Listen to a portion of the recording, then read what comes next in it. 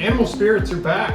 People are making money. Life is good again. So maybe talk about the U.S. economy and this recession that just doesn't seem to want to come yet. Stocks are certainly rallying, and if you would have polled, and if you did poll most investors, like, this was the most unloved market. Valuations were too high. The U.S. was going into a recession. Inflation wasn't going to be beat. And everybody had like near consensus that the U.S. was going to go into a recession. The stock market valuations were still too high, and this was going to be another tough year on the back of 2022. And it's been fireworks, and I think that that's something that the American economy and the American stock market came into this year as the underdog. It's kind of the big theme of the letter is, Americans typically love an underdog, except for this market and this economy. But the resilience of the U.S. economy, it just kind of keeps going. It's, the savings rate from COVID is going to go down, and there's no way the consumer can keep spending this way. Consumer has kept spending. Go on vacation and find me the recession. Go to an airport. Go to a beach town. It'd be incredibly difficult to find. And so I think that from the standpoint of being surprised to the upside, it's a pleasant surprise. The market's up. This is the reason that we believe time in the markets is way more important than timing the markets. I think it's one of the strongest starts we've had in the last 15 years, with the S&P up almost 17%. If you look at the NASDAQ, I think I'd heard something that it was the strongest start in the last 30 years. What is happening in domestic equities, and maybe specifically, let's start with large cap. Perfect point with the NASDAQ, up, I think at some point almost 40% or something this year. You've heard different terms like the Magnificent Seven or the top 10 or whatever, these holdings, and it's been those driving the market. Tesla, Amazon, Apple, Alphabet, Facebook, Nvidia. If you have anything to do with semiconductors, AI, in that space, you have driven this market to these highs that, as Jason mentioned, was pretty unexpected to start the year. So even if you're just invested in the market in general, you've done very well this year. If you are a growth or techie investor, kudos to you, because you've done even better. We don't know what the second half is going to bring because we didn't know what the first half was going to bring. We'd like to see a little breath in the domestic market, but if we don't, it's going to be tough to figure out how we get these, big time tech stocks to stop. Well, let's talk on domestic, right? So if you look at the returns, right, I'm looking at the letter as we talk. So the S&P 500 is up 17 to start the year, and the Russell 2000, proxy for small caps, up half that, right? So when we talk about valuation, I think you alluded to this, small and mid cap arguably look much more favorably priced than large cap. I think that when we sat down as a research team and took heart from was that small cap and mid cap stocks were up really big through the first 2 months of the year.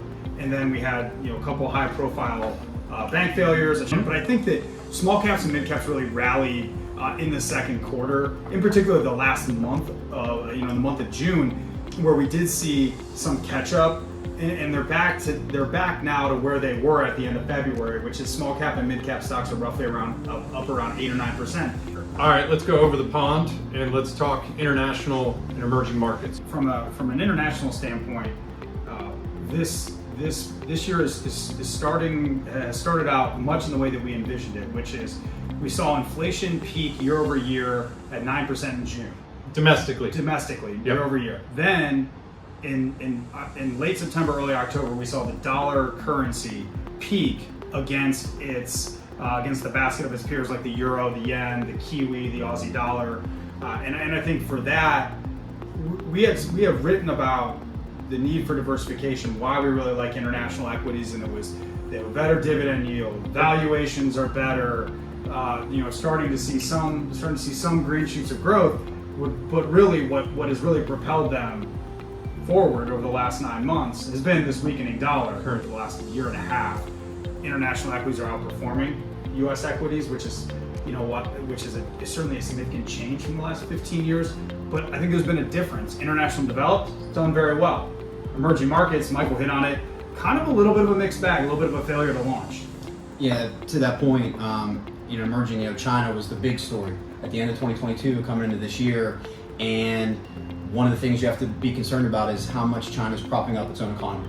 And they opened up the Chinese economy. I think everybody assumed it was going to come roaring back. And I don't know that you've seen that. You know, tourism seemed to be back on track, but every report you get monthly, it might not be the case. You know, you're kind of hearing two differing stories. You're kind of hearing what the stock market guys are saying is, hey, we got to be in because this is going to turn around. And then you get the report from China saying, this hasn't really turned around. There's this back and forth going on, back channeling between our State Department, Janet Yellen, and their finance minister.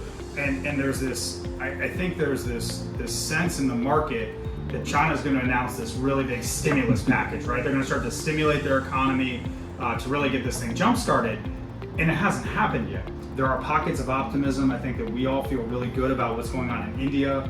The two managers that we have are very constructive. I think there are good things going on in Korea and Singapore and inside of China, but I do think that there's going to be a delineation between winners and losers, and then there's this added, analysis that needs to go on top of it of what are their geopolitical aspirations. The last piece on opportunity that we'll talk about is really that while the tech sector in America has done really, really well, it's been a little bit more mixed in China. So there is that opportunity for them to play catch up.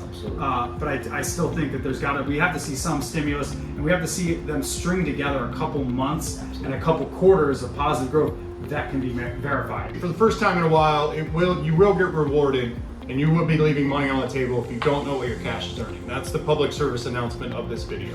Let's talk fixed income, because that was a lot of the dialogue we had in 2022, where you had such a sell-off that yes, equity markets were volatile, but it was really the Barclays Ag being off north of 13, right? That was that created the client portfolio drawdowns where they weren't maybe accustomed to that. Within fixed income, interest rates were always going to hit valuations of fixed income first. They slide through easiest. They're the most sensitive to rates. The equity markets, it's a little bit more complex. But the pain in the fixed income market that we saw in 2022 flowed all the way through. And what happened is a lot of the fixed income market reset. From a fixed income standpoint, now on the yields coming into this year, they actually serve the purpose that they were supposed to, which is to be the ballast, right? To be the ballast of the portfolio. So when equity markets go down, bonds were actually up this year. We saw them react positively, which is what you want to see. And the second piece of that is they're actually generating real income. You should get your return from bonds from income. And so to Jason's point about the short end, really good place to kind of park your money in short-term cash, both in taxable bonds and municipal bonds. It actually is now paying to go out in duration. You actually kind of want to be ahead of the curve here, because as that yield curve goes back to what it should look like, non-inverted, and we do believe when the Fed stops raising rates that it will do that at some point, that we will then get paid on both ends. We will get a price appreciation, and we'll get that ballast that Jason mentioned of that yield staying at higher rates than it ever had been. We get clients asking us, well, why don't I just put all my money in money market funds? Well, if the Fed does eventually start to cut interest rates, and we don't have the crystal ball when that happens, but if rates start to fall, the money market's just going to stay the same, right? It's just going to the price of a money market does not move, and that is the yield would come down. The yield's going to come down, but the price is not going to move. Versus in a core fixed income position, if we get a 100 basis point decline, right, 100 basis point cut in interest rates, right now the ag is going to appreciate 8%. Earlier, right? We believe in diversification. We believe in the long run. But let's give maybe the audience a couple things that we're thinking about, because we've had such a strong start to the year.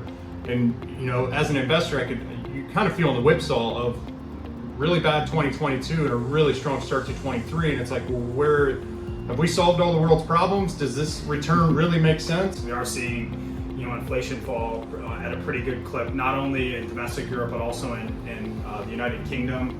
I think you're also seeing, in some cases, a little bit of inflation in Japan. So I think for us, we think that the dollar continues to decline, and that there are some really good companies that you can buy at still really attractive valuations that, in addition to having good valuations, also pay a really attractive dividend. And I think for our allocations, that's certainly something that I think we're looking at as a continued trend. And then I think China cannot afford for its equity markets to stall and for the economy to stall. If it does not pick up naturally, it would not shock me in the least if you started to see some stimulus come from the PBOC. To the point earlier about diversification and breadth, we still fully see an opportunity in mid and small because of the valuations, because to Jason's point earlier, they're not as tech heavy. And so if this economy and this, inflation and everything else goes the way that the Fed wants and we get this soft landing, you're going to want to be in all parts of the market because all parts of the market are going to be rewarded.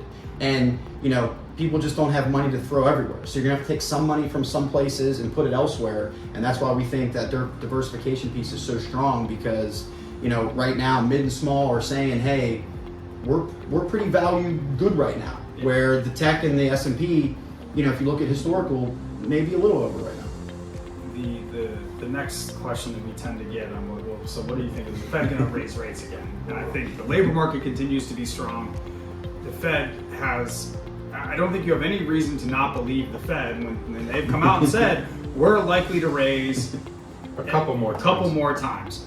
Do I think the pacing is probably raise 25 basis point, pause, raise 25, pause? Probably. That's probably what they're going to do.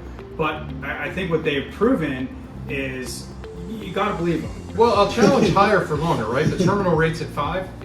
5.25, I think. But historically speaking, that's more right. I mean, basically the last decade and a half has been the anomaly, right? Yes. The ultra low, and then if you throw a couple 25 basis point moves on that shouldn't be a material event for the market. And I think it's great that we have a 4 handle. The Fed is a 2 handle, so we're 2 times where the Fed wants to be, and I think that's where people could potentially make a mistake in their positioning if they just say, okay, mission accomplished. Right. Because it might not be. The Fed is going to be a critical player in the second half, just as much as earnings growth.